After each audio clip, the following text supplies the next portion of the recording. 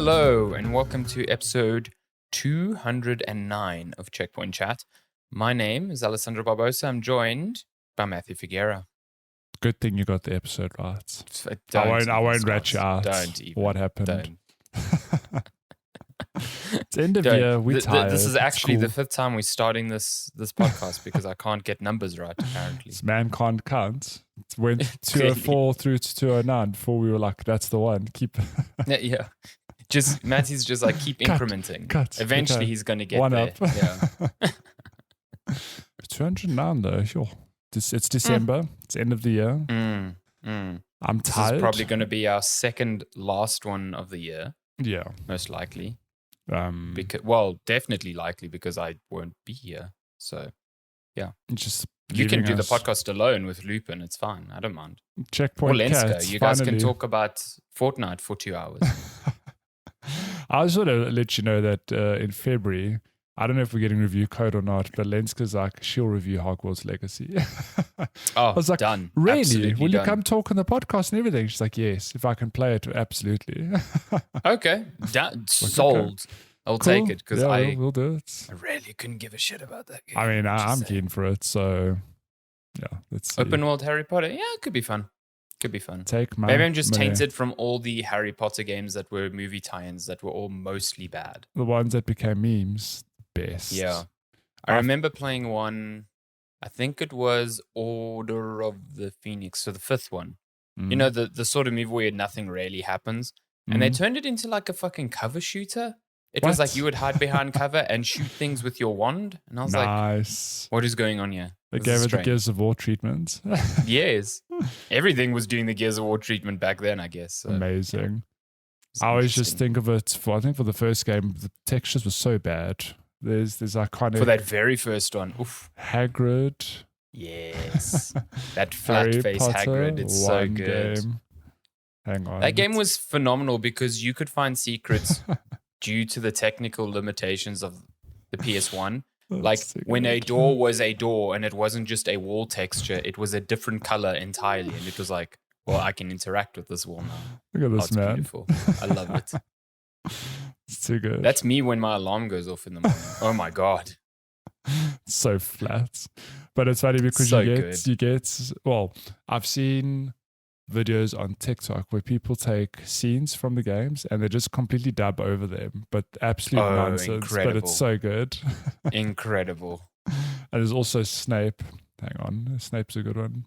So, audio listeners, you're getting, just imagine a very, the characters you know and love. I mean, everyone knows PS1 Hagrid, surely. PS1 Hagrid. That is an iconic video game meme. Okay, I can't. Snape's not as iconic, but he's also just as flat-faced. I think Hagrid was definitely the worst in that game. Like, I don't know what they did there. They're like, we face. only have 3 triangles to spare in the scene. Put it on his face. Just cover his face with it. Yeah. Yeah. I think the one I played the most, coincidentally, because I was quite young at the time, was I remember I had the original Xbox because my parents used to travel a lot. And my dad brought back an Xbox one time, and obviously it was never supported yet. So like I got a new game every 6 months. So when I got a game, man, you best believe I played that game over and over and over. Yeah.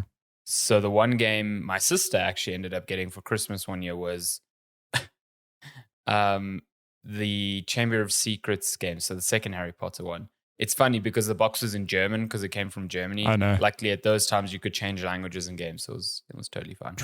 But that game had a weird structure. It would be like you were in Hogwarts and you had a day activity and then a night activity. And then there were 7 days. That was the whole game. What? And then it was like the end of the year. And I knew that game back to front. Like I'm sure you replayed it so much. Every single thing that was going to happen on every single day. Because obviously there's not many permutations of things you can do. It's like you do this thing. But man, thinking back now, I realize why it was. But I used to get so frustrated by going back to your dorm room because you'd have to go up several flights of stairs. Yeah. And every now and then you'd get to like the end of a staircase and the rest of the staircase wouldn't be there. And it'd be like, oh, the levitating staircase is coming down still, whatever. And it's because they were loading the fucking level. Like, but you'd sit there just waiting for this thing like, just coming loading down screen and you're like, sorcery. oh, come Thing on. of the past. And then you go up one flight and it would be the same thing. And you're like, oh my God, kill me. Yeah. Good game, that. Yeah. Interesting. It didn't have a weird Hagrid texture, though. I can't believe did we have 7 full-time games? Or were there 8? Because the last movie was split into 2 parts. I do not recall if we got full... Let's actually check. Harry Potter Do games. you know, while you looked it up, that you cannot find Yeah. those games today at all? I guess because of licensing problems. Because Lenska also played them. I mean, I played like the first and second one. No, I didn't play the second. I think I only played the first one. Lenska played a bunch of them, and she's always been like, why can I not play these games? I assume it's a licensing problem. Yeah. So, the first Harry Potter game was actually a Lego game. Lego creator Harry Potter. No idea what that was. So there was Philosopher's Stone, Chamber of Secrets, and then a Lego creator Chamber of Secrets. Okay. Nice. Then there was the Quidditch World Cup. I remember playing that. That thing fucking ruled. That thing was so much fun. Just nice. Quidditch. All good. Then they released Philosopher's Stone for PS2 again. Right. Okay. They did remasters before remasters were a thing. Yeah, that's... So, Prisoner of Azkaban they did. Goblet of Fire they did. Order of Phoenix they did. Half-Blood Prince they did. Oh, they actually split the Deathly Hallows into 2 games. All the movies. That is hilarious. Nonsense. Absolutely nonsense. They came out a year after each other. So did the game. Poor dev team. Could you imagine buying a game and it being like, oh, this is just part 1? Okay, actually. I mean, never mind. I said that and my head was like, well, yes. It's like Final Fantasy many games says are like hello. that. Yeah. Yeah, weird. The last Harry Potter game that came out was Harry Potter for Kinect. Right. But they've been Lego Harry Potters, but they haven't been... No, those came out before. The last Lego Harry Potter game came out in 2011. Oh, that is long ago. We've had mobile games. We've had I know. We had the Pokemon Go Harry Potter. Yeah, Wizards Unite. Which is dead. Gone. Oh, yeah, they not did forgotten. kill it. You're right. Gone, not forgotten. So, yeah, Hogwarts Legacy is the first one. It's the first Harry Potter game, I guess, native release that is out on the PS4 and Xbox One. The rest were just backwards compat. Oh. Nonsense, yeah. Oh. Weird, hey? Weird What how a that just time kind to of be alive. fell out of popularity. Hey. Nice. Hey-o. Well, yeah, I have nothing to add. What is Lupin doing? Yeah, He's just it's a shame you can't play those again just for, like time capsule purposes. Yeah. But I'd love to play all of them. I mean, I can't imagine they too long either. Hours each. Yes, I remember playing. Oh, you know what you're thinking of? There was Harry Potter in the Lego Dimensions game. You know that Lego Toys to Life thing? Okay, well, that's not that I was thinking of, but I hear you. Harry Potter. Well, February. What a time. Come back. Lenska Wizards Unite. Might be here reviewing it, going, it's the best game ever, or we never got a review code. One or the other. Will she talk about how problematic J.K. Rowling is? Maybe. I'm sure she'll touch on it, because no one likes to see that. Yeah, you hate to see it. Hate to see the author you hate to see hate. Of one of the book franchises you've probably read back to front the most come out as actual dirtbag. Actual garbage. Yeah. But yeah, it is a bit unfortunate considering because we are the sort of like generation that grew up with those sort of books, and people can say all they want now about how they're trash and the movies are trash, but like you still grew up with it, so it is a bit annoying that is kind of sullied by the works of its creator. So that is shit. I hate to see it. You know what else you hate to see? Not games. No talk of video games because we're not talking about video. Well, we're not talking about video games we playing because I can't talk about the one I've been playing until next week. and then we'll probably not talk about it. And you've been playing what, Warzone? I've just played a bunch of Warzone, but also there's this looming thing of load sheddings are coming. Yeah. To ruin this episode, we're working within a strict time limit here, so I would have loved to have maybe just touched on Warzone, but it's not going to happen today. We're just going to end the episode here. Yeah, thank you. Thanks for listening. No, but we're going to be talking about the Game Awards, because that is actually happening on the 8th? It's this Thursday. I think you said the 8th. Yeah, so it will be at the crack of fucking dawn on Friday for us. So we're playing the Game Awards drinking game. Take a shot every time we get a prediction wrong. Because that's take what a shot doing. For every world reveal. World review. That's what we're doing this episode. We're just going to go through all the categories, and we're not going to be saying what we want to win. We're going to be predicting what we think will win. I mean, for bonus points, we can say what we favor in that category, but ultimately, we do not have the deciding votes. It's all in the hands of Jeff Keighley, who he actually just chooses himself. This voting thing is nonsense. It doesn't actually happen.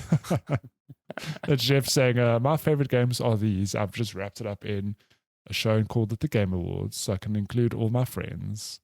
Absolutely. Mm-hmm. But I think we've done this. We've done it before. Every year? We did it. Yeah. I know we did it last year, and funny enough, our predictions last year we tied. I don't. That is true. I think one or the other bested the other. So game on this year. Let's see. I'm quickly going to sign in on my side just so I can place my votes as we go. Well, you're gonna have to. We're gonna do this backwards though. Work our way. I can actually drop you a link. Hang on. Here's the last category. Please hold. Let me get this to you. What is the last category? View categories? There we go. Is it best esports event? Oh, for fuck's sake.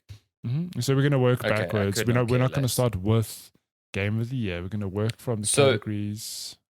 So as always, the winners we are picking are the ones we think will win. Not the ones I want to win. Yeah. Very big difference. Like, yeah, for sure.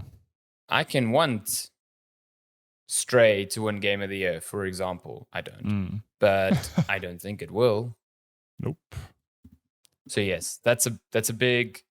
We are trying to beat each other here, not trying to show off our Game of the Year picks. That comes next week. Yeah, next week will be our Game of the Year discussion. So, should we kick things off? There's 31 categories here. Yeah, we got to fly here. Okay, let me just get this open. Boop. So, sorry, audio listeners, you can't see, but don't worry, we will read. I know exactly what's going to win here. Evo 2022. Okay, so we're looking at best esports events, recognizing an event across single or multiple days that delivered a best of class experience for participants and the broadcast audience. Who are you going with here? League. Oh, sorry. Definitely League.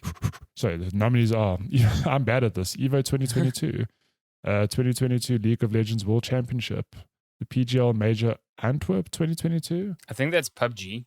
PUBG League Major? I don't know.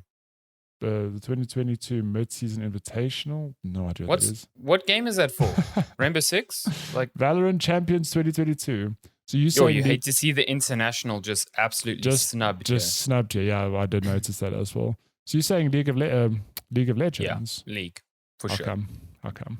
Because it was apparently very hype this year. That's all I know. League. Okay, I'm giving you League of Legends. I'm going for Evo because I love the fighting game. I don't remember Evo being huge this year, but maybe. It doesn't matter if it was big or not. It's it's there. It's the fighting game community. It's also true. People just vote for the fucking tournament they like.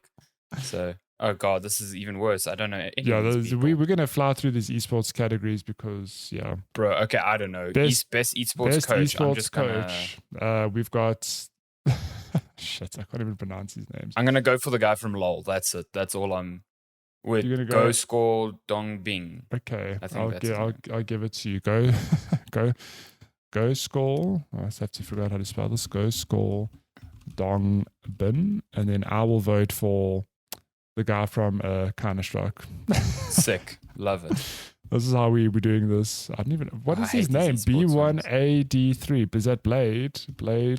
Oh my god. Grow up. Ski. Okay. Previous category. The best esports team. Recognizing a specific esports team, not the full organization in parentheses. Okay. Judged the most outstanding for performance and conduct in 2022. So we got a team for Apex Legends, FaZe for CSGO, Gen.G for League, LA Thieves for Call of Duty, and Loud for Valorant. I'm just going to go for Gen.G for League. I voted for your coach. Let me vote for you. Sick. Okay, I'm going to go with the FaZe clan, just so we have different votes here. You do realize this is oh my god, how is there another esports category? This is going to make or break who wins. It's going to come down to these stupid categories yeah, these that we know nothing about. Votes. Best esports I know exactly who I'm voting for. Who you voting for here? Faker. League of Legends. Let's go. T1. Faker had an amazing Worlds. So let's go. Okay, Faker. So you get Faker. Let me just make sure I'm getting this right. Faker, yep, that's for you. I'm going to vote for Simple, who's the only CS player I actually know he's really good. Also, you had to use a 1 in his name instead of just Swample. Okay, we're getting towards the games now. Okay, best esports game for the game that has delivered the best overall esports experience to players, inclusive of tournaments, community support, and content updates, irrespective of genre or platform. We have Counter-Strike Global Offensive, Dota 2, League of Legends, Rocket League, and Valorant. Who are you voting for here? Tough. Very tough, I think. Are you going to go League of Legends again? I think actually CSGO is going to win this. I think I would love to see Rocket League win as the quote-unquote underdog in this category because it's not as big as others. But I tend to agree with you. I think it's either going to be Counter-Strike or League of Legends. So you want Counter-Strike? I don't know which one is the one that the kids are going to be voting for. You know what I mean? Those kids these days. It's definitely not Dota. I feel like Dota has fallen from grace in the past 2 or 3 years. So. It didn't even appear in the best esports events, and I don't think Valorant is there yet. No. I think it's these. I think it's these two. Whichever one you pick, I'm going to stick with League. I've mostly gone with League, so let me stick with League. Okay, so I'm giving you League of Legends. I'm giving me Counter-Strike. I hate this next category, and I can tell you why. Okay, this is just a hype check. No one fucking knows any of these games. Most anticipated game, recognizing an announced game that has demonstrably illustrated potential to push the gaming medium forward. We have. What the fuck does that mean? How can a trailer illustrate potential to push the gaming medium forward? One of these games is going to just change the way we game. It's Final Fantasy 16, Hogwarts Legacy, Resident Evil 4, Starfield, or The Legend of Zelda Tears of the Kingdom. I can tell you the two I probably think it's going to come down to is Starfield and Legend of Zelda. Yeah. Resident Evil 4, I can't wait to play it. I don't think it's going to evolve anything really in terms of gaming as a medium. Hogwarts Legacy looks like an open world Harry Potter game, and Final Fantasy 16 looks like an open world Final Fantasy game. I mean, I'm not even judging it on the merits of the games. They all look good. I just think those three don't really move the needle socially as much as the other two. I'm wondering. Okay, let me pitch this. No. I think it might be Starfield just because of the whole fucking nonsense Game Pass exclusivity war. No, and also, you know why I think it might be Starfield? Because of that thing of, here's actual planets to explore. That switches me off immediately. But other people go, whoa, what? There's actual planets to explore? I'm like, yes, have you played No Man's Sky? That exists. No Man's Sky. So what are you going? You're going with Starfield? I think so. You know what? You can take your Starfield. I'm going to go with The Legend of Zelda. Legend of Zelda. That's where I placed my vote. Yeah, but this is I think Starfield's going to win. Yeah. Starfield for sure. Cool. The categories are getting better though. We're getting to the best good stuff. Adaptation. Oh, this is a hard one. Recognizing outstanding creative work that faithfully and authentically adapts a video game to another entertainment medium. We have Arcane, League of Legends, Cyberpunk, Edgerunners, The Cuphead Show, and then the also rans, Sonic the Hedgehog 2, and Uncharted the movie. Wow, that Uncharted the movie doing a lot of work here. Hey, this is between Arcane and Edgerunners to me, and that is a hard choice. I actually do not know. I loved the heck out of both, but I personally think that Arcane will take it. Just looking at our friend circle, and how many people just here's the thing. We actually had this discussion at the office this week where you can look at both and pitch them to just the layman person, saying, "Hey, there's these two shows based on gaming. Which one do you want to watch?" Arcane will be seen as like a work of art because the art style is just so interesting. Edgerunners, the person's going to think it's just anime. And if the person hates anime, they're going to be like, nah. I don't watch children's shows. That'll be the knee-jerk reaction. So the only counter I have to that, because I agree, I think out of the ones here, I would pick, like Arcane is my favorite one to win here.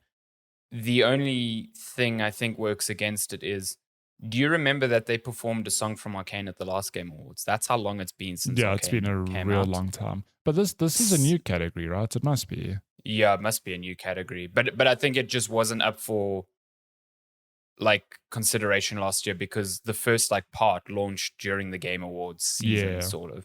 Yeah. So I think Edgerunners is probably going to win because it's like way more recent, and I just look at what it did for Cyberpunk as a whole in terms of sales. The sort of like 100% mindset is there around it. So I'm going to say Edgerunners. We've got such split votes here. I'm going to go Arcane. We're not tying this year. Arcane is the votes I place because I think that series, like I love Edgerunners, but I think Arcane's a better series. I love Arcane. If I had to watch one or the other today again, I would pick Arcane immediately. Like same. Yeah. This next category sucks because it's so difficult.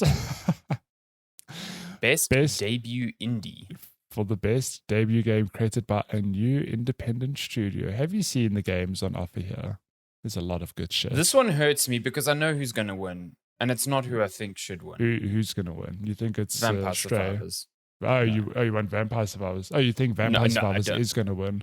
I think Stray's actually not a bad call. Okay, well, the nominees are Neon White, Norco, Stray, Tunic, and Vampire Survivors.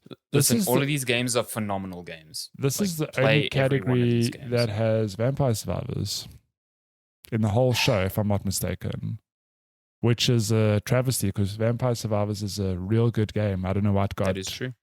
It got just overlooked in the other categories. Isn't this also the only category for Tunic? No, Tunic has one or two others. Again, Tunic robbed this Game Awards. Tunic fucking robbed. So robbed. Tunic and Vampire Survivors both deserve to be in that Game of the Year spot over Stray.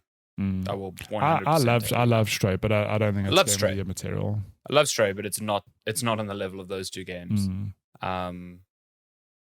So I think this is a tough category. Look, I would personally, I love.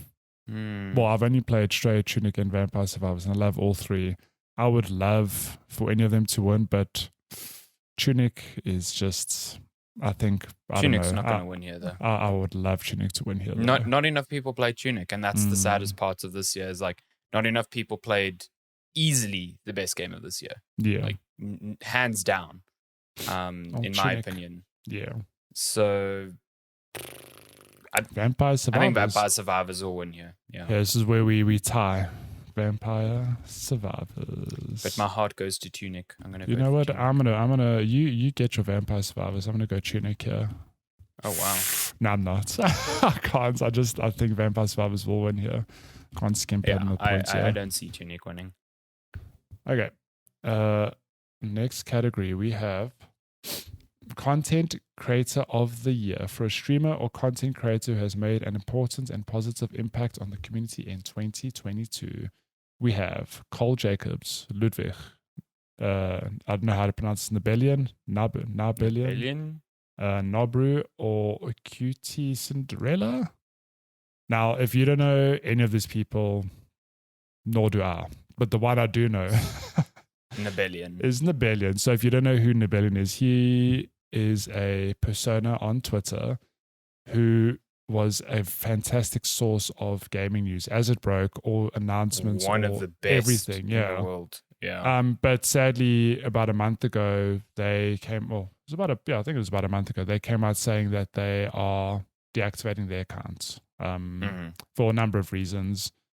It's just sad to see them go, but I would love to see them. It was in like this just category. before this nomination as well, which is a real shame. Yeah. It was strategic because now everyone's like, oh, we've got to give it to them now. I don't think I'm voting for Nebelian. I don't think he wins or they win. I think they might win because remember the way these awards are weighted, it's 90% the board of critics and then 10% fans. Nope, you don't not think how it works. Not at all. It's all fans. The board of critics determine the nominees, then fans vote. No, I think I could be wrong. I think it's weighted where we vote, but it doesn't count 100%. What? As far as I know, the nominees, so the panel of judges is journalists and influencers from around the world. They come together. Well, they get a spreadsheet and they send through lists, and that is weighted, and that determines each bracket of nominees, and then it's all votes. I'm so confused. No, yeah, it is. Yeah, FAQ, the Game Awards. So am I wrong? You are wrong, my friend. Please hold. I swear to God, that's how it worked. No, there's a question. So I'm at the FAQ. There's one even saying, why don't fans 100% select the winners? Blah, blah, blah. Hang on, I did see it. 90%. So winners are determined by a blended vote between the voting jury, 90%, and public fan voting, 10%. The fan vote is only worth 10%? Mm-hmm. Okay, this changes everything. Do you want to redo I've been working votes? on the wrong information.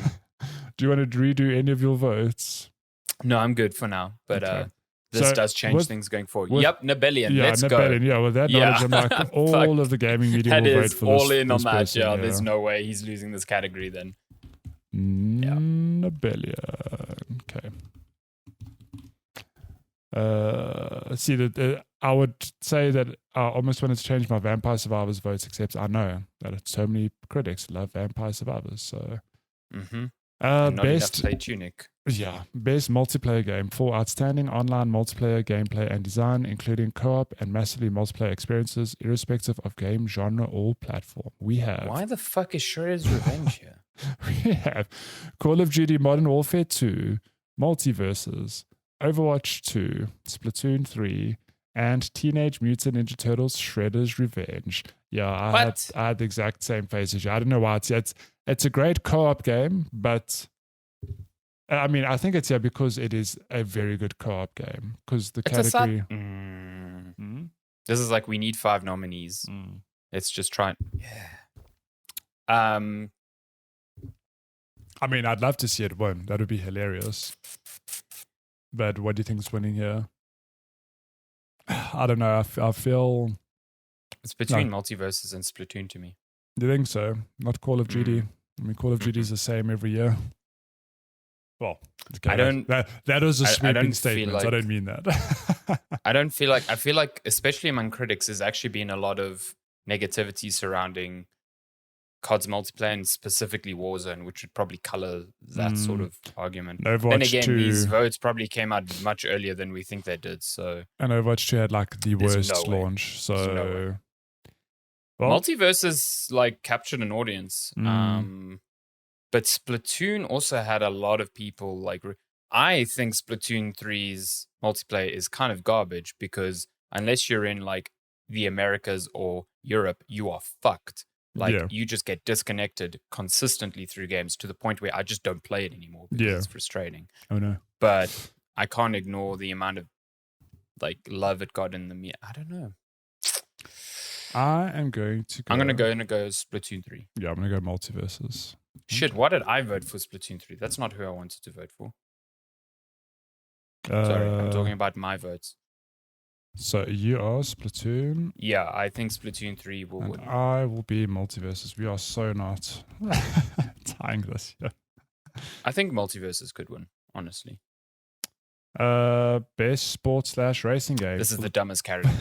I hate this so much. For the best traditional and non-traditional sports and racing game, we have Formula 1 22, FIFA 23, NBA 2K23, Gran Turismo 7, and Ollie Bald. I would love to see Ollie Bald win this just because it'd be so left field. It'd be so fucking sick for this like 2D skateboarding game to beat out. In fact, here I am voting. I'm voting Ollie Bald. I'm not even going to discuss it. It's going to win. Hands down. I think it's going to be GT7. You reckon? Gran Even though Turismo. I want it to be Formula 1 2022 because I think that game rules. Yeah, I think Gran Turismo is going to win. Color me shocked. I didn't think that it'd stand against others. Best sim/strategy. The best game focused on real-time or turn-based simulation or strategy gameplay irrespective of platform. We have June Spice Wars, Mario + Rabbids Sparks of Hope, Total War Warhammer 3, 2 Point Campus, and Victoria 3. This is an easy one. This is Mario Rabbids, isn't it? Yeah. Think about the game that most people played, and that's I know. Yeah, it's funny though because I don't think the other games are bad necessarily. No, not at all. I just don't think there's many people. This game just came out like a month ago. Also true. Super fresh in people's memory. 2 Point Campus came out a few months ago. Wasn't it like August or so? Yeah. About then? That reviewed okay. Next category we have best family game. They called us the best family. It's the best Nintendo game. Let's be honest. Yeah. For the best game appropriate for family play, irrespective of genre or platform, we have Kirby and the Forgotten Land, Lego Star Wars: The Skywalker Saga, Mario + Rabbids Sparks of Hope, Nintendo Switch Sports, and Splatoon 3. Now, this is tricky because this doesn't have to include multiplayer. Kirby. It has to be Kirby. What a game. So you see, I thought of that, and then I thought about Splatoon 3 again and just how many people played that. Splatoon 3. Also, Lego Star Wars, hey? Let's not forget that was like one of the most well-received Star Wars Lego games in a very long time, and people had been waiting for it forever. So, listen. But I do think Kirby, and that's who I think is going to win. Yeah, I'm going to vote with my heart here, and my heart says Kirby. With your pink little ball of a heart. Because Kirby and the Forgotten Land was, what a surprise. I still need to play it, man. What a surprisingly good game. So keen to play it one day. Yeah, we almost halfway through this already. Best fighting game. For the best game designed primarily around head-to-head combat, we have... Why is Sifu here? We have DNF Duel, JoJo's Bizarre Adventure, All-Star Battle R, The King of Fighters 15, Multiverses, and Sifu.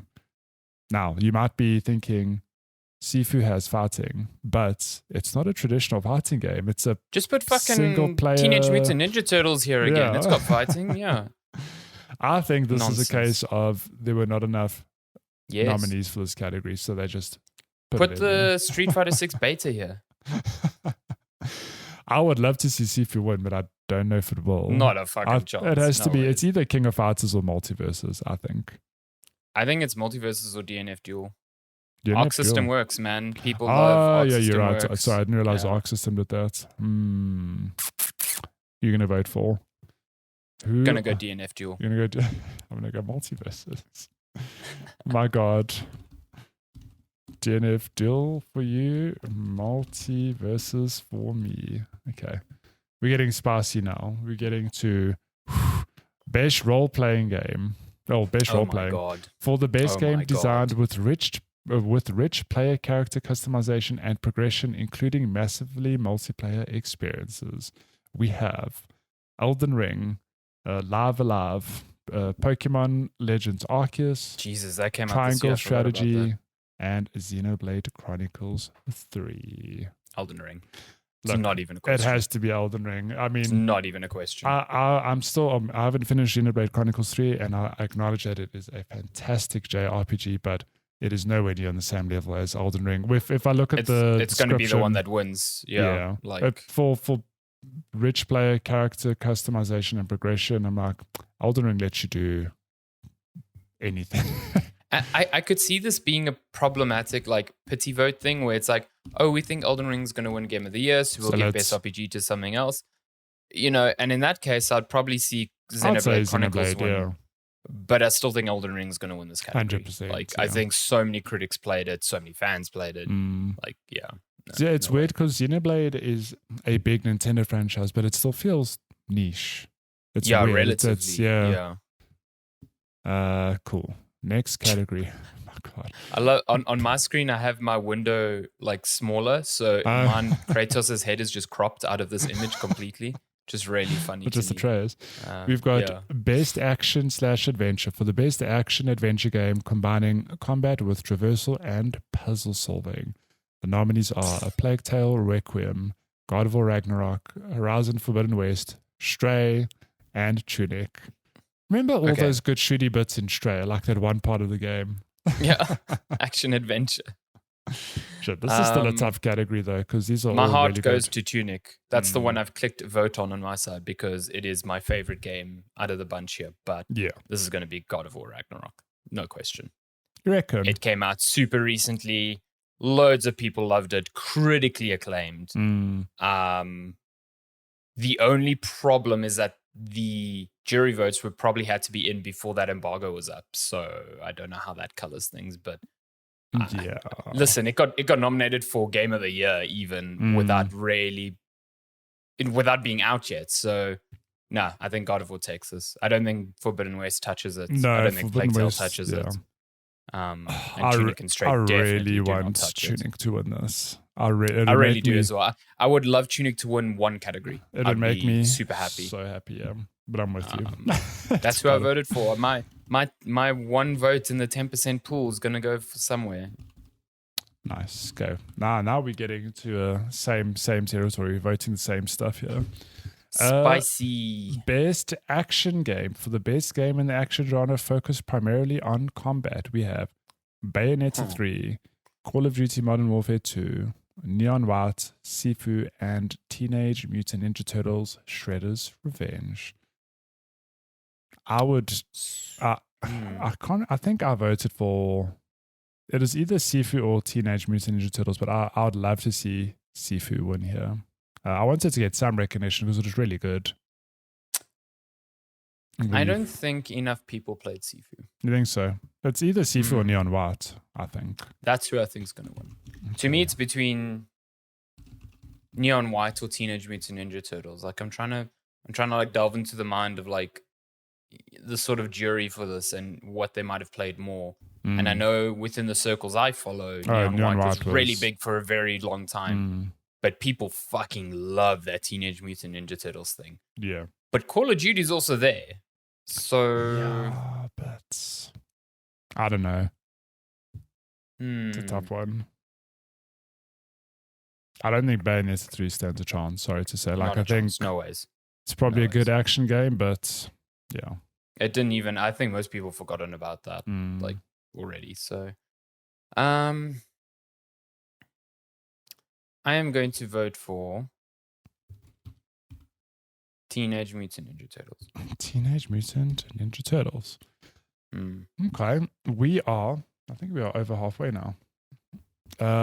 Best VR/AR. For the best game experience playable in virtual or augmented reality, irrespective of platform, we have After the Fall, Among Us VR, Bone Lab, Moss Book 2, and Red Matter 2. I really need to play that still. I really want to play Moss 2. I have no stakes in this category, but I'm going to just vote Among Us. Yep, same. It's Among Us VR. Among Us 2. Yeah. Previous category.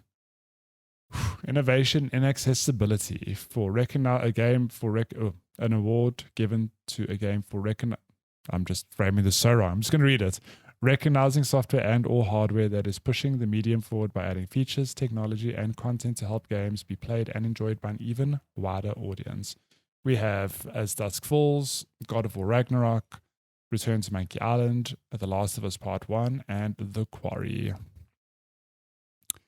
If this isn't given to God of War, I would be shocked.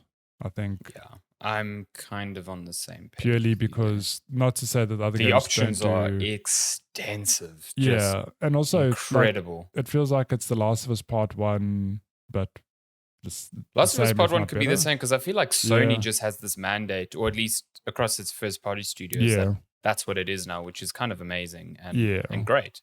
But the thing is, I think it's a God of War. God of War came out. It sounds ridiculous to say, but God of War just came out. It's fresher in people's minds. So, oops, I'm going to go with God of War. God of War's going to win a lot of awards, I'm just going to say. Maybe. Best community support, recognizing a game for outstanding community support, transparency, and responsiveness, inclusive of social media activity and game updates and patches. Sponsored by Discord. Nominees are Apex Legends, Destiny 2, Final Fantasy 14, Fortnite, and No Man's Sky. This has to be Fortnite. Sure. Now, I think Fortnite's going to win, but I would love to see No Man's Sky win, just because, man, this game... I think they've won this award in the past, though. They won it last year. This game just keeps on giving. It just doesn't want to die. I swear they won it last year or the year prior, so... But potentially. Fortnite's... I think year on year, they just... this year I really got back into Fortnite, and... Yeah, and I think a lot of people did. There was sentiment around, like, oh, I haven't played Fortnite, especially because they put out the no build mode thing this year. Just brought so many people back. I think there's just so many more people playing Fortnite now, which is crazy to think about. Yeah. I'm going Fortnite for sure. Nice. I'm also going Fortnite. Previous category.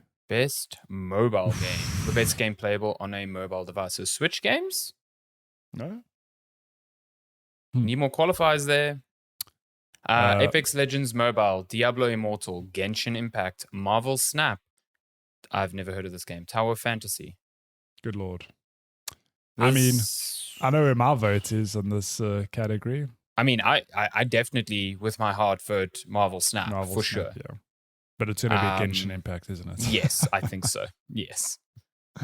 I do think it's going to be Genshin Impact. Okay, you know what? We're going to split you. Actually, I'm going to go Marvel Snap. Fuck it. Okay, I'm going Marvel Snap. I'm going for a swing, yeah. I'm going for a swing. Who knows? Because Marvel Snap is also just brand spanking new. Yeah. People loving the heck out of it. Best indie game for outstanding creative and technical achievements in a game made outside Didn't we have best indie game? We had best debut indie.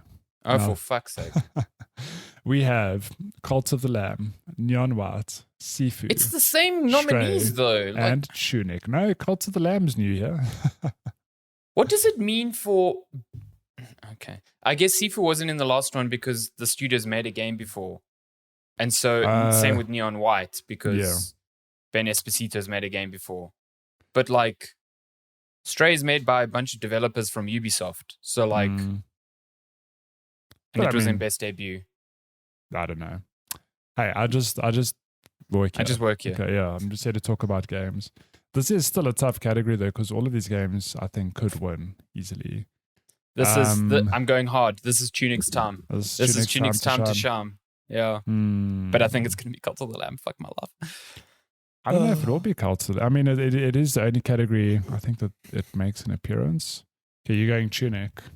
Yeah, I'm going Tunic. Although, even though I'm saying Tunic and I'm telling you to write down Tunic for me, I don't think it's going to be Tunic but I'm going to will it into fucking existence here. I think Tunic stands a very good chance. Neon White could win. Listen, all these games are really good. Yeah. This is a tough I think this is a tougher category than fucking God of the Year. Game of God the Year. God of the Year. Presented by Christopher Judge. Just to split the votes, I'm going to go Stray. This is Stray's time to shine. Potentially. Honestly, potentially. Just to derail a little bit, did you see that photo of Christopher Judge? I don't know if it was for the announcement or not, but he said he wants to play Kratos in the God of War series. Did you see what a fucking absolute unit that man is? Holy actual shit. God of War, yeah. Actual God of War. Yes, hire him. He's ready to go. Just fucking put white paint on him. He's done. Ready. Fuck. I'd love to see that. I think my favorite part of that thing, I think he framed it as like he co-signs the idea. Yes, yeah. Great times. Like what a make Batista, Marcus Phoenix, make Christopher Judge. What a persuasive way to like pitch yourself. Like I co-sign on this idea. That's halfway they're there. making it at Amazon, so fucking do it. Like it's crazy. Oh yeah, that'd be pretty fucking good. And he's an actual actor. He's not like just a voice actor. So like, yes, do it. Best next, ongoing. This is such a weird one because this. Why is No Man's Sky not here? Yeah, no, this is like similar to me as best community support. So best ongoing, awarded to a game for outstanding development of ongoing content that evolves a player experience over time. We have Apex Legends, Destiny 2, Final Fantasy 14, Fortnite, and Genshin Impact. Now, I'm going to go Fortnite. I almost want to go back and change my other vote to No Man's Sky. But I agree. What, the other one? The other one, yeah. Okay. I think I might do that. Fortnite. I'm doing it. Okay, I'm opting out to the last category for best community sports and saying No Man's Sky. No Man's Ski. No Man's Ski. Okay. Previous category. Games full impact for a thought-provoking game with a pro-social meaning or message. We have A Memoir Blue, As Dusk Falls, Citizen Sleeper, Endling, Extinction is Forever, Hindsight, and I Was a Teenage Exocolonist. So I have not played a single one of these games. I have not played which is bad. Yeah. But I know of the one that I saw spoken about the most out of these, Citizen Sleeper. A lot of people spoke about this. Very good. I also saw some people Game Pass talk about I Was a Teenage Exocolonist. Same. That's the second one on here that I've seen spoken about a bunch. I'm going to go Citizen Sleeper. Okay. I do want to play Endling because it's like a little Fox story and it's going to make me cry. So probably should play that one day. Okay, and I'm going. I Was a As Dusk Falls didn't get a lot good critical reception. So no. I think out of all of these games, it is the one that has had probably the most marketing. Xbox pushed it hard. Yeah. Cool. Previous category. Best performance awarded to an individual for voice over acting, motion, and or performance capture. We have Ashley Birch for Horizon Forbidden West, Charlotte McBurney for A Plague Tale Requiem, Christopher Judge for God of War Ragnarok, Manon Gage for Immortality, and Sunny Soljic for God of War Ragnarok.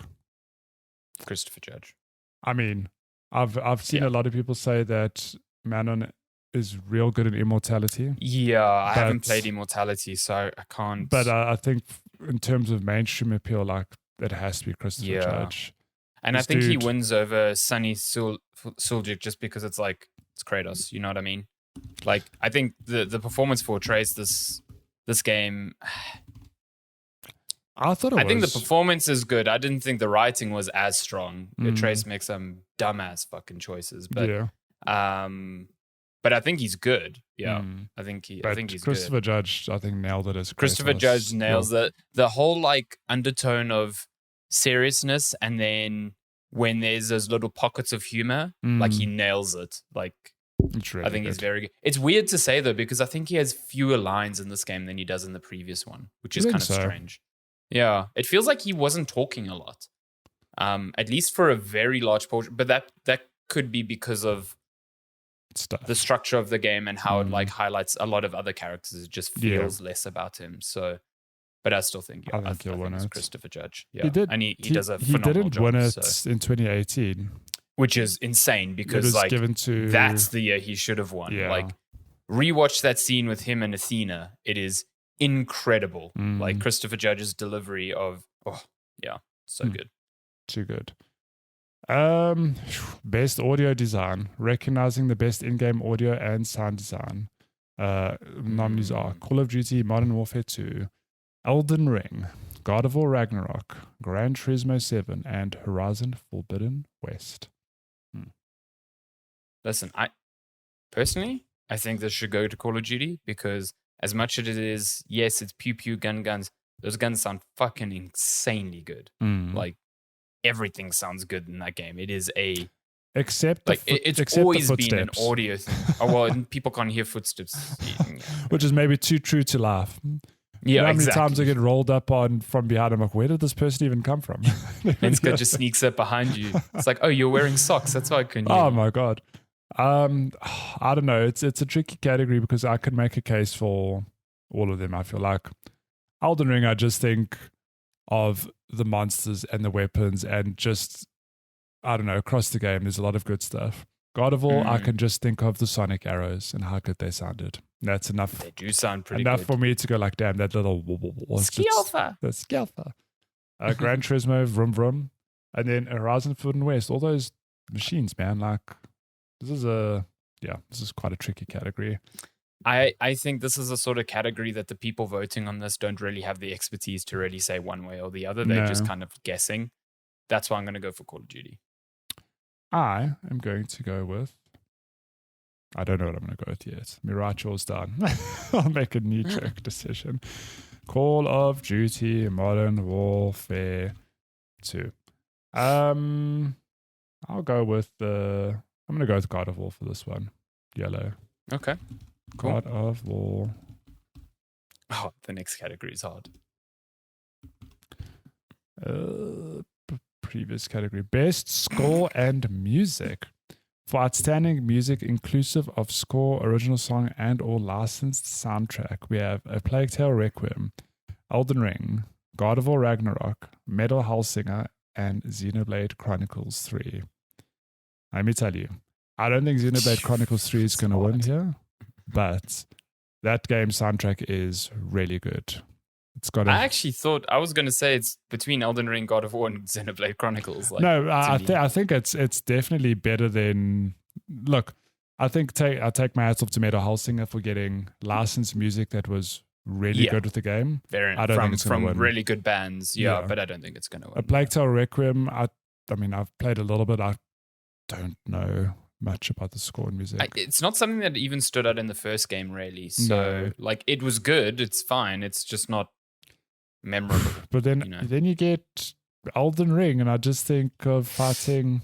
Elden Ring is just that end boss when the music fucking kicks in that main menu theme. Oh, it's too good. But then there's also God of War Ragnarok, which has like outside of the Kratos theme. I just think there's such good music in that game. But then I think God of War uses its like familiar motifs in really clever ways, but it's still very much like I listened to the second soundtrack because I've listened to it a bunch at work, and it's good, but it's very familiar. Like I know the soundtrack now.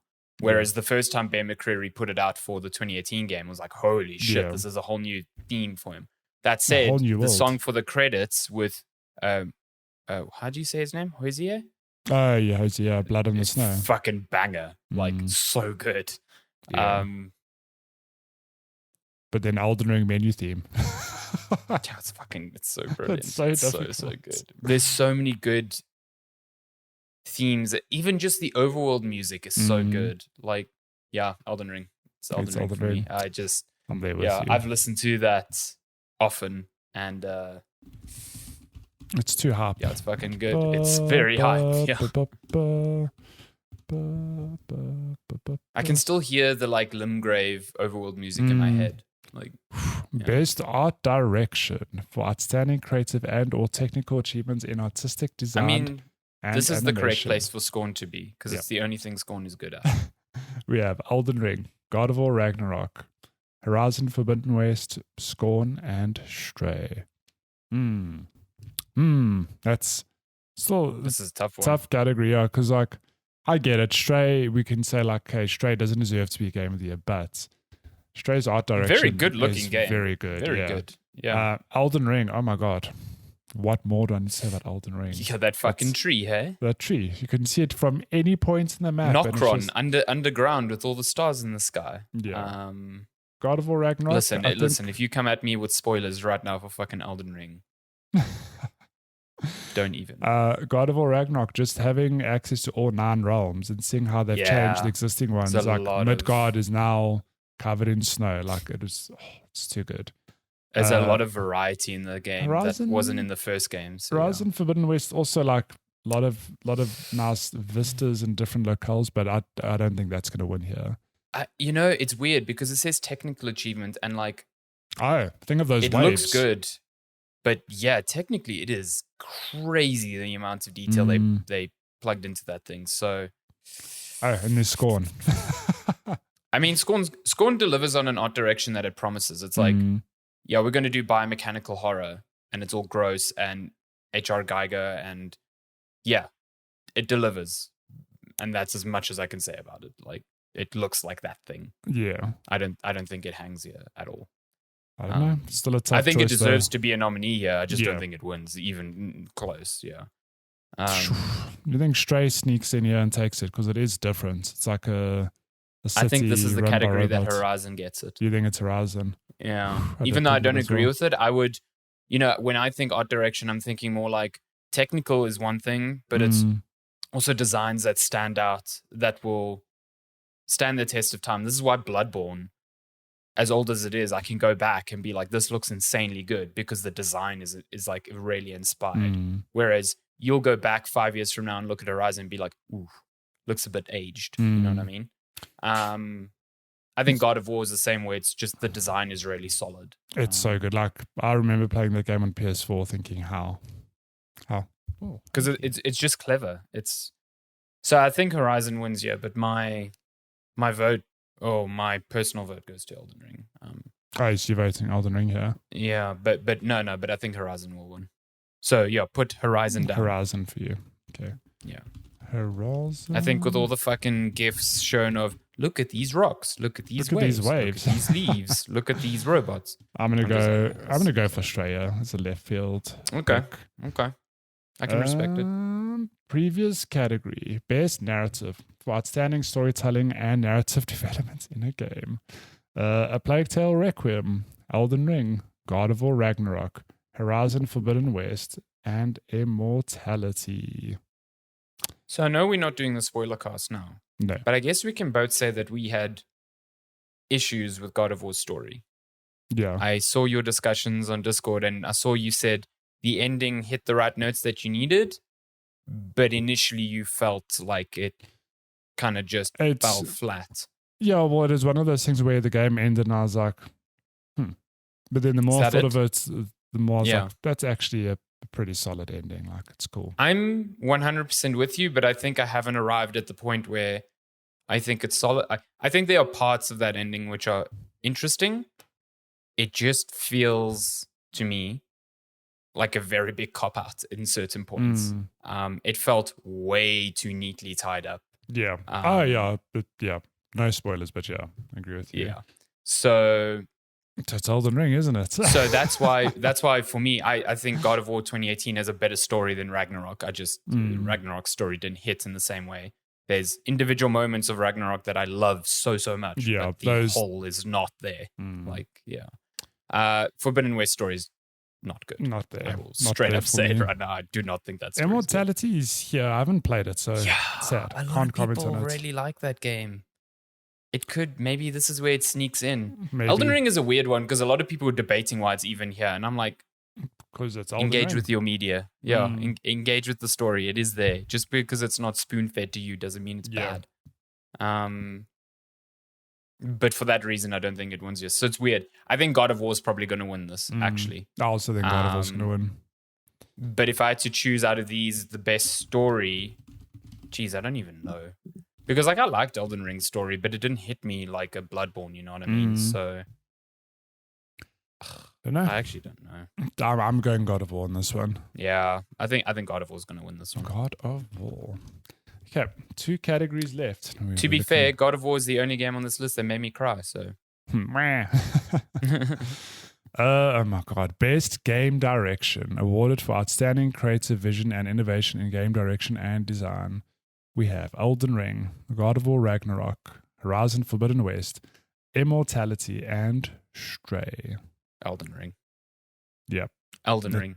Elden Ring's the only game on this list that pushed design forward. 100%. So God of War, really good. Like I can commend them for 100%. A lot of different things, different game mechanics, locations, etc., etc.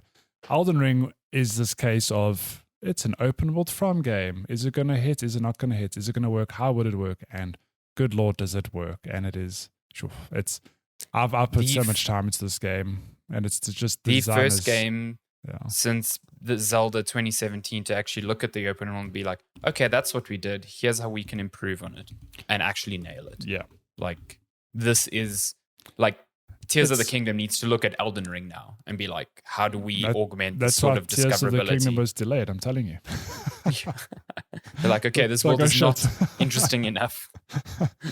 Yeah, no, it's Elden Ring. Like God of War is a sequel that feels like a sequel, safe.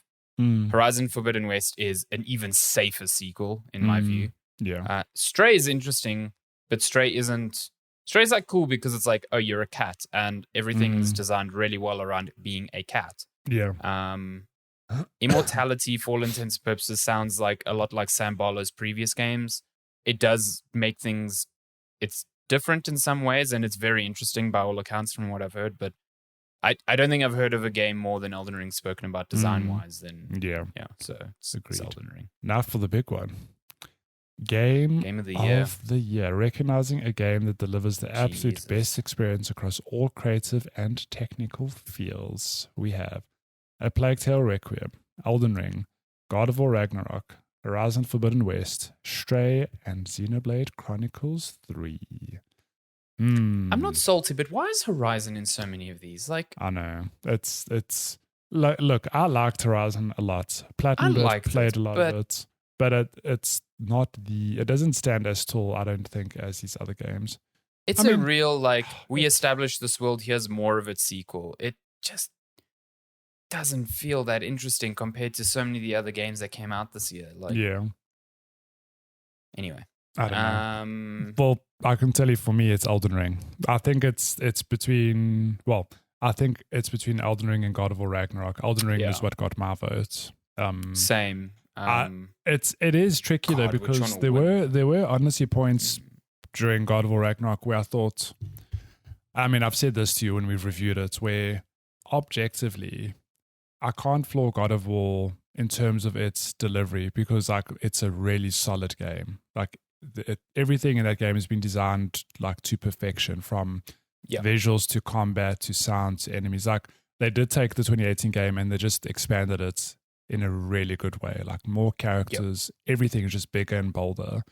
There are story beats. Like maybe the overall story not necessarily as strong as 2018. I think I agree with you there.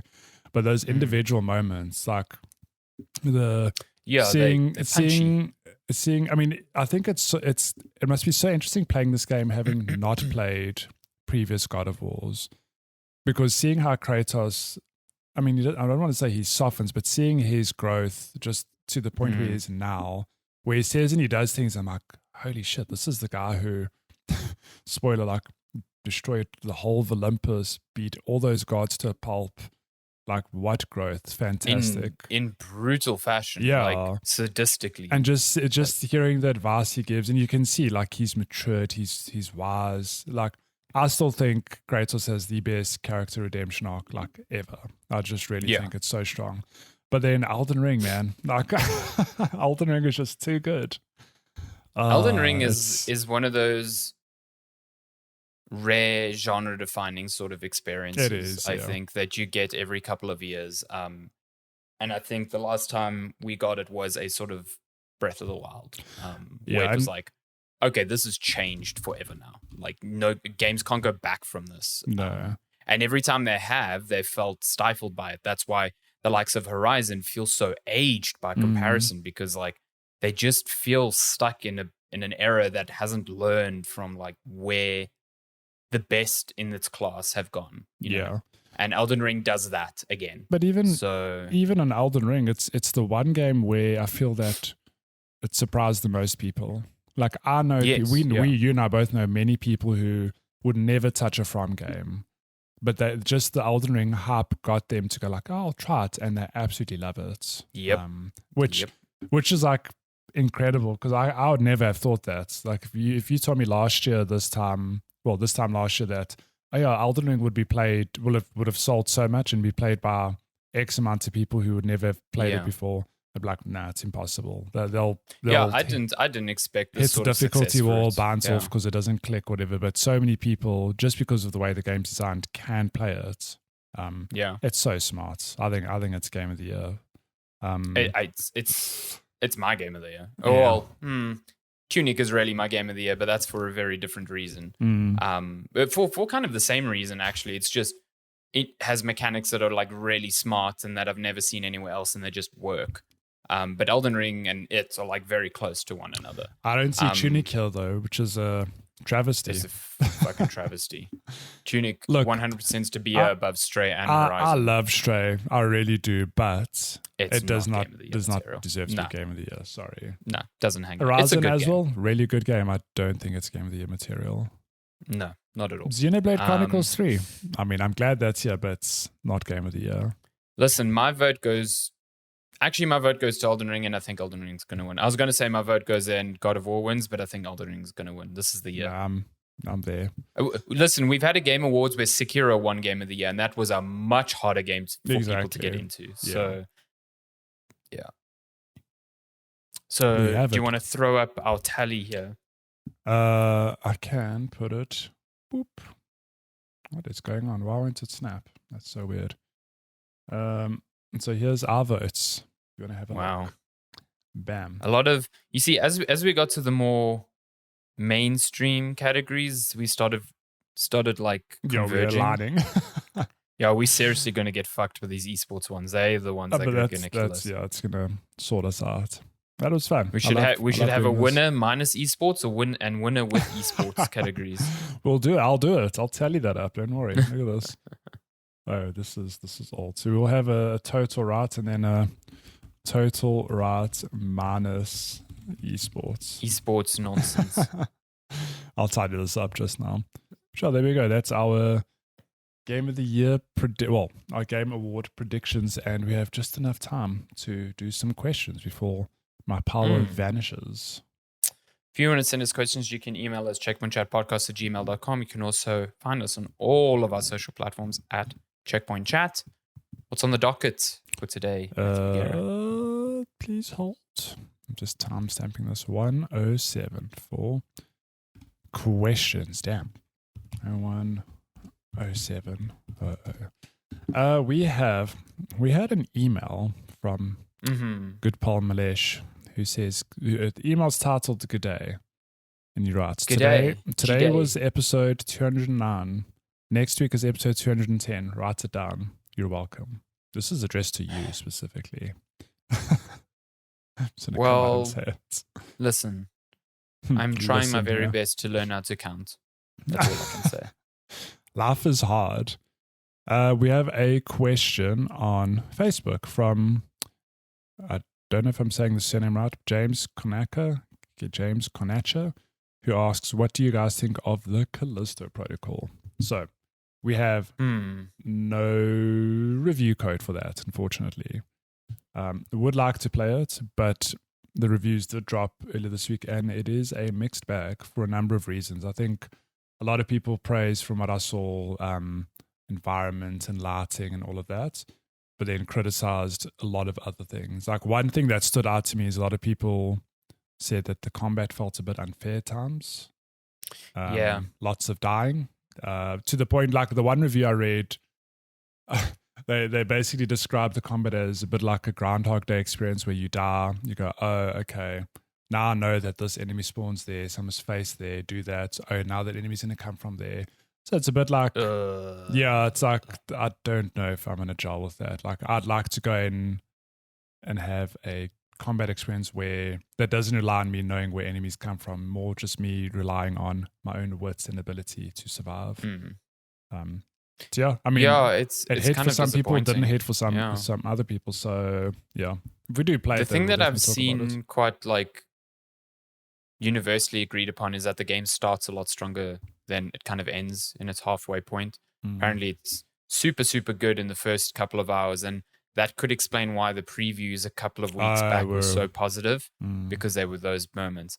And it's that tipping point of halfway, which I've seen a lot of people being like, okay, now the game just throws so many enemies at you that the combat system breaks down. Like, it can't actually cope with this because it's just not built for that sort of like scenario. And that's where the frustration and the annoyance comes in. Yeah. And sort of, I think that's what breaks the atmosphere. A lot of people being like, this doesn't feel like a horror game. It's not scary. Yeah. You know, horror games are built through tension and, you know, scarcity, not like here's 20 enemies for you to mow down. If you feel that powerful, the horror's gone. Yeah. You know, Isaac Clarke never has those situations. He has those moments where there's like a bunch of enemies coming at him in drips and drabs, and it's like you got to survive, but never like hordes that you feel like you're just mowing down, you know? Yeah. So yeah, it's a bummer. I still want to play it. Yeah, likewise. But I'm much more like, oh, I might wait for it now. You know, we never got review codes, so yeah.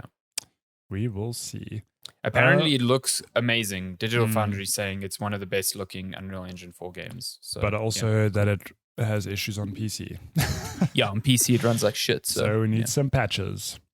Cool. And we have one last question on Twitter from Mix, who asks, if you had the chance to instantly learn a language, read, write, speak, what would it be and why? Interesting question. I think the easy one for me would just be Portuguese. Because we'll take a lot of the effort out of it. It would just take so much effort out, and you know, at least I could be like, I'm Portuguese and I can actually speak the language fluently. Yeah. I would probably go like I have no real reason for this, but probably like Japanese. Just seems cool. I'd also just like to seems do that. like an interesting, because then you could read a lot of manga, how it's written. You could listen to a lot of anime, how it was originally recorded, without the need for translation, which from what I can tell, there's a lot like lost in translation, even if you're reading subtitles from Japanese to English, because like any language, it's got idiosyncrasies and idioms and all of that. So yeah, Japanese would be pretty cool, I think.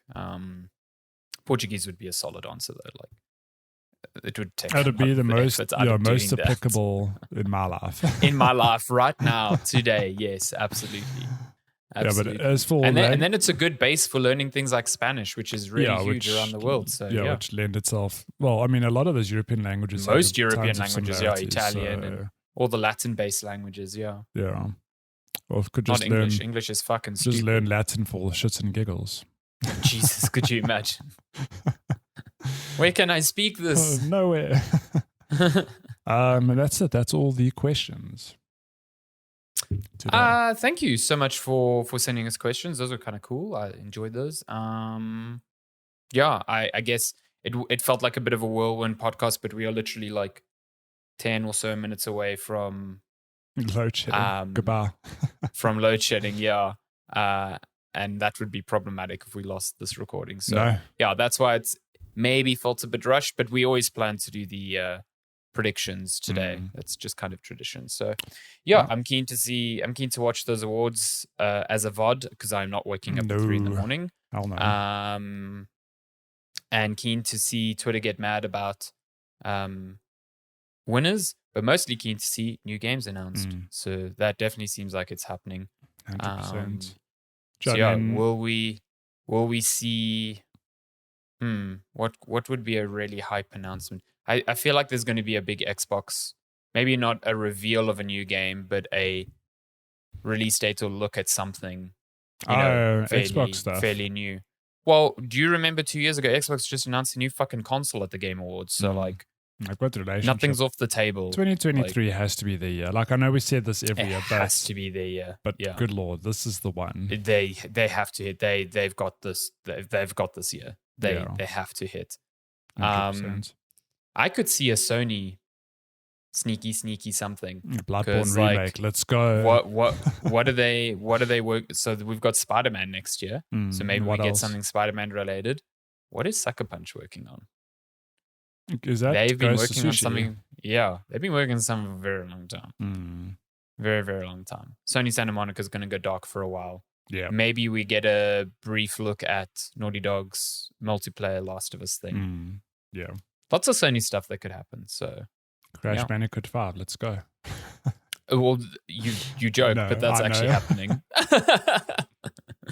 Let's go, Crash Bandicoot. There's also Tekken 8 stuff that has been confirmed. I saw that, yeah. NetherRealm said they're not showing anything, so that's a bit of a bummer. Final Fantasy 7 Remake Part 2? I think the Final Fantasy 16 release date is going to be announced. With Final Fantasy 7 Remake Part 2. They're out on the same day. Oh, I can't believe Square Enix are doing so bold. So much RPG-ness. So bold, so crazy. Crisis Core 2 revealed. Oh my God, Crisis Core's out. Is it this week? Soon. Next week? Yeah. I've seen some not great previews for it. I know. I'm very sad about it, yeah. But we'll see. We'll see. Yeah. Cool. As always, thank you so much for listening. It's been episode 209 of Checkpoint Chat. We will be back next week for our final episode of the year. It will be our game of the year discussions. I don't know. Maybe we'll discuss on the day whether or not it'll be very spoilery or not, but who knows? Yeah. Listen, we want to discuss games that touched us this year. And yeah, so for next week, send in your own game of the year list if you want. I'll put out a tweet leading up to that episode. Keen to see everyone else's thoughts on that. But yeah, that's been episode 209. We hope you have a fantastic week, and we will be back next week on Checkpoint Chat. Have a lovely one. It's December. We're nearly there. Enjoy it. Summer's out. See you. Sun's out, guns out. Sun's out, guns out. Yeah. It's the episode title right there. Thank you. Goodbye. We'll be back next week. Goodbye.